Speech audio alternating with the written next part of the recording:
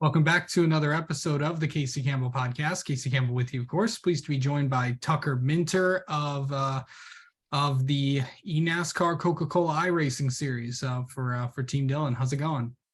It's going great. How are you doing today? Doing good.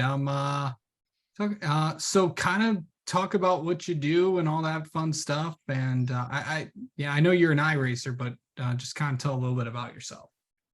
Yeah, so my main thing right now is I compete, like you said, in the eNASCAR Coca Cola Series, which is on the iRacing platform. And so we have an 18 race season. I race for Team Dillon Esports. So that's obviously owned by Austin Dillon and his management group.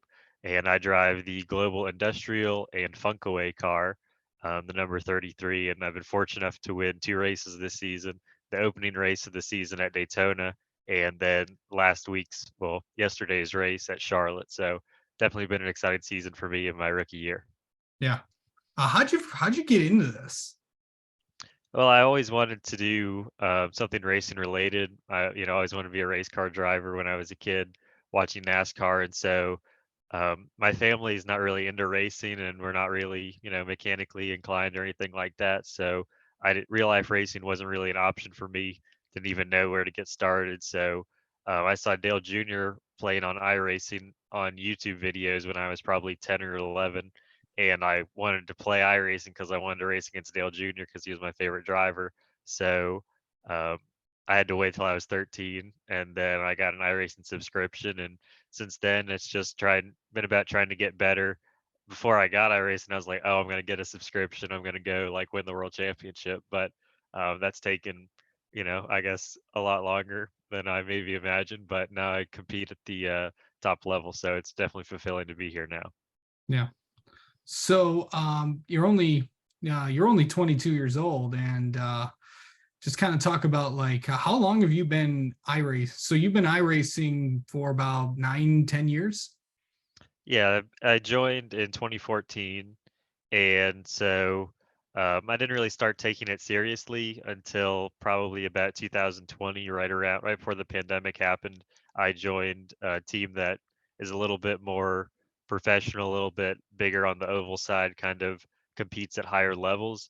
And so with that, I started trying to make sure that I was good enough and learning about setups and everything like that. So I've been on the service for 9 years, really mostly casual for probably six or seven, and then the last three I've been trying to compete at a high level. Yeah, for sure. So kind of talk about like what's the best track that you've ran at? Well, right now I would say Charlotte, since I won last night. I felt really confident going into the race just based off of comparing myself against my teammates and their times. I was looking pretty good going in, but you never know until you get into the race. But I had one of my strongest qualifying efforts of the year, starting seventh, I believe. And then I was able to move into fourth in the first 7 laps. And then we had a caution, but I was able to be running forward, moving to the top three before we had a caution about halfway, and then after that, things got a bit hectic. And I mean, it was a super exciting race. There were comers and goers, guys taking 2 tires, guys taking 4 tires. You could race side by side. It was a little bit frustrating in the car because it's like I just want to pass this guy and drive away from him, but they were able to kind of hang on your outside or stay on the inside of you. So it was a pretty exciting race. Yeah. So, of course you're going for, so when is your next race? Our next race is about 2 weeks from now, and we'll be racing at Worldwide Technology Raceway at Gateway. Yeah.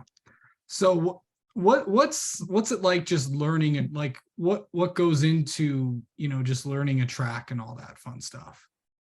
Yeah, so for most of the tracks on the eNASCAR schedule, all the drivers have a lot of experience at. Charlotte, people race all the time. We used to go there 2 times a year, and then in just regular iRacing official races, everybody gets a lot of experience. But Gateway, since it's new to the Cup schedule, it's definitely going to be more of a learning experience because, I mean, I don't have many laps at Gateway, especially not at a high level of competition. So it'll probably be 1 or 2 days of making sure I know the best line around the racetrack, where to shift, where not to shift, and where to break, everything like that. And then from there, Everybody in the Coke series is so competitive that we can pick up a track pretty quick, but then it's about tuning in the setup, and that's about it's a 2-week process. Now that Charlotte's over, we'll probably start turning laps at Gateway today and dialing in the setup. So we're going to be as competitive as possible. How often do you, so like on average, how often do you like practice for a race? Yeah, for each Coke race, I do between probably 8 to 12 hours of driving time. I am able to kind of track that through VRS, which is one of our partners at Altus Esports and Team Dillon Esports. They're on my car this year and my teammate Jordy's car. So VRS is a really helpful tool. I can track my driving, how much I've done. I can track my telemetry and compare laps to my teammates and everything like that. So definitely a valuable tool. Yeah. Um, so I know you said earlier you graduated college. What do you want to do what do you want to do for like a career? I mean, I right now I'm just trying to get my foot into the door really of the NASCAR industry, and fortunately the eNASCAR series has given me a lot of connections, so that's been really beneficial for me so far. I really like the race control aspect of it, but I think I need to get a lot more experience in the industry before going towards that direction. So right now, I'm kind of looking at more of a business marketing role, maybe either agency related like Team Dillon or something team related. Okay. Yeah. So and then finally, just how many races do you guys have left, and what do you feel like you need to do to get the win at Gateway in a few weeks? Yeah, so Charlotte was the halfway point for our season. So we're 9 races in. We have 9 to go, but we have we have a 4 race playoff. So we're counting down the races. Only 5 left until the playoffs. And so since I have 2 wins, I've pretty much punched my ticket as long as I stay within the top 20 in points. Which, knock on wood, that's looking pretty good. I'm sitting third right now. So definitely for the rest of the season, just got to keep really doing the same thing we're doing. We've had a lot of speed every race, and I feel like I could have more wins or top 5 finishes if I was cleaning up qualifying. So for me, my focus is to make sure that I'm qualifying up front consistently rather than starting outside of the top 20 or even the top 30 and having to march forward every week. All right. Well, Tucker, thank you so much for coming on and talking with us, and best of luck in Gateway in a few weeks. Yeah, thanks for having me on, Casey.